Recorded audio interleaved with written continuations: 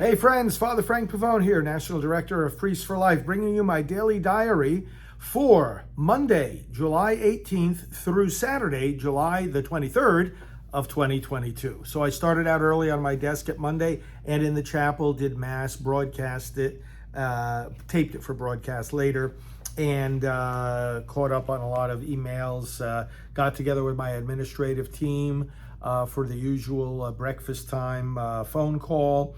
And then I was getting ready for a radio interview that morning too, but they had to postpone until a later day.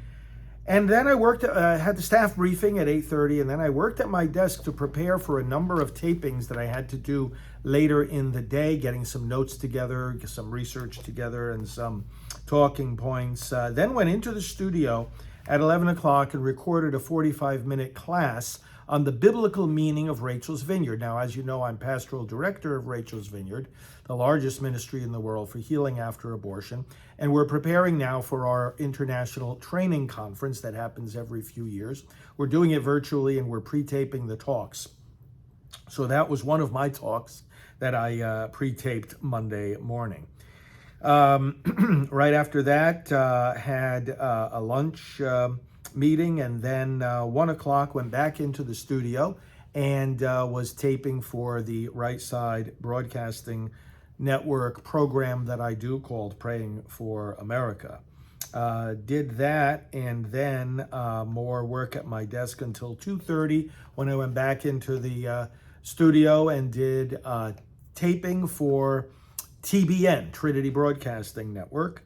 Did that particular taping, and then right after that at 3 o'clock had a meeting with our finance team. So our finance director, who actually lives in Virginia, was up here, or I should say down here for the week, and had a meeting with her and other members of the department. Right after that meeting, I went back into the TV studio and did another Praying for America program together with our media director and with our political outreach associate. As soon as that taping was finished, I jumped on a Zoom call with national pro-life leaders, just a small group of us of some of the biggest organizations. And we were talking about strategy in the wake of the Dobbs decision and the overruling of Roe v. Wade. That meeting lasted over an hour, and then as soon as I got done with that meeting, I hopped on a phone call with one of our operations officers, and talked with him for a while taking my daily walk, and we caught up on a lot of things. I had a quick dinner, and then I went back into the TV studio for 8 p.m. for a live broadcast, again for our Praying for America program, and did some additional work at my desk after that program was finished. So that was Monday. Oh, well, some of the work at my desk, just to give you an idea. Let's see, getting data together for and giving the green light for the printing of some donor and bishop envelopes for mailings, preparation for upcoming leaders meetings, the monthly statement that goes out to our pledgers, finalizing the wording for that and giving the green light to print that, and then some plans for upcoming media and upcoming trips, which are many. So that was Monday, the 18th. Tuesday, the 19th of July, 2022, I got picked up at 3:30 in the morning to go to the airport. I actually did some work prior to that to make sure I had everything I need for the upcoming leaders meetings. Got in the car and worked on my laptop, both in the car and at the airport and on the plane on my way to Washington, D.C., on the following things. Finalized the new brochure about the Dobbs case. Finalized some notes for the Defending Life special program about the Dobbs case. Communicated with the production team about some plans for video productions. Prepared for the pro-life leaders meeting. Prepared an election follow-up email and meeting. Okayed a clergy exemption letter. Prepared for RSBN, and prepared for also a new intern that we are getting on our team. I landed in Washington, D.C., and went right over to our Washington, D.C. office. There, I met with our Washington, D.C. staff person, and we did some work there in the mid to late morning. I then went downtown to a restaurant to have a lunch meeting with someone who works over at the America First Policy Institute. We had a very productive conversation, lunch meeting. Then I went back to our Washington, D.C. office and continued to work with our staff person there until it came time for us to, till it came time to go to a 5:30 dinner appointment that I had with one of the workers over at Newsmax, one of the key writers and broadcasters over at Newsmax. We went to a nice dinner and had some very fruitful conversation there as well. So then, and I also had to check into my hotel, of course, for the night. That was Tuesday, the 19th. Wednesday, the 20th of July, up early, did some email work, including approving some mass intentions, new communication about our new intern, and also some plans for the National Pro-Life Religious Council meeting, of which I serve as president. Had an 8:15, or actually had a 7:35 radio interview, followed by an 8:15 radio interview, followed by going over to our Washington, D.C. office again and meeting with our staff person there, getting some work done over there at the D.C. office.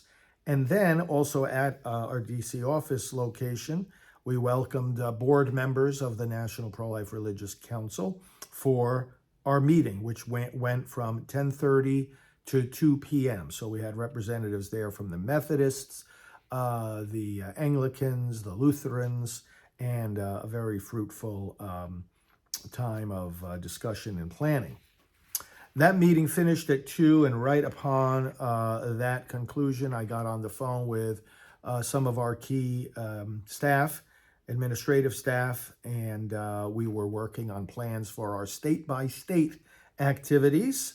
That call lasted about 40 minutes. Then I continued working with our DC staff person, and then we both went over to the hotel where we met up with our executive director and executive manager who had flown in that afternoon, and we got ready to welcome National Pro-Life leaders for our evening hospitality there at the hotel. Meanwhile, in the emails I was working on, we were making plans for next January for the March for Life. We were finalizing some details about the EWTN special we taped about the Dobbs case. Also working very hard Wednesday on the Kansas initiative, the ballot initiative, pro-life ballot initiative that they are voting on in Kansas. Emailed various Catholic groups, the regular email from Priests for Life to Catholic groups that are part of the Catholic Press Association and Media Group, and then also some plans for upcoming travels. We welcomed the leaders in the evening. I led a special toast among these National Pro-Life leaders for the overturning of Roe v. Wade, and we had a couple of hours of evening hospitality and social with, again, leaders of groups that you would know on the national level, and then we concluded the day. Then Thursday, July the 21st, was the day of our 115 Forum meeting, as we call it. This is an all-day meeting of National Pro-Life leaders that we organize and coordinate. And so that began with a 6:45 breakfast at the hotel, and then going over to the Museum of the Bible, which is where we hold the meeting. Went over there, set up for the meeting. The meeting started at 8:30. I led them in a prayer, again, rejoicing in the reversal of Roe, and then we talked about that all day. We had various panels of legal experts, leaders of pregnancy centers, talking about the impact on the pregnancy centers, leading of abortion healing ministries, those leaders talking about the impact on that phase of the work of the movement, and and leaders also of direct action and protest activities like 40 Days for Life, prayer vigils, and so forth, the impact of Dobbs on that. So we had several interesting panels throughout the course of the day and individual meetings all day long with different leaders who were present, although I moderated the meeting and introduced the various speakers and gave comments myself. That meeting finished at 4:30. We went back over to the hotel, our administrative team that is, and then we went out for our own dinner there in DC before retiring for the evening.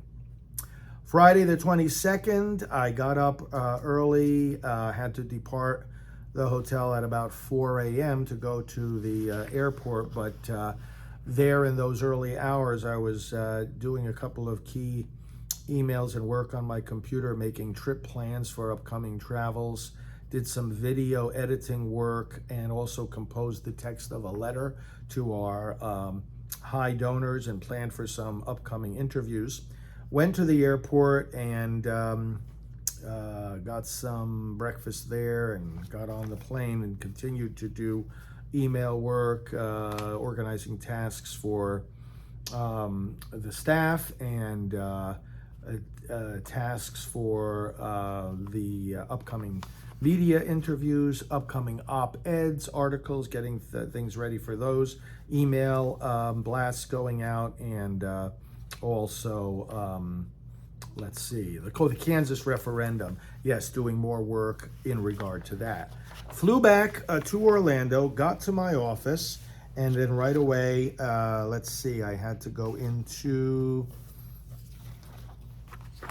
some meetings with staff when I got back, began unpacking, but really didn't have too much time because then at 11:30, I had a taping in the TV studio for some of our broadcasts. Soon as that taping was over, I had lunch with our social media director at noon and with a new intern that we are welcoming to help with social media.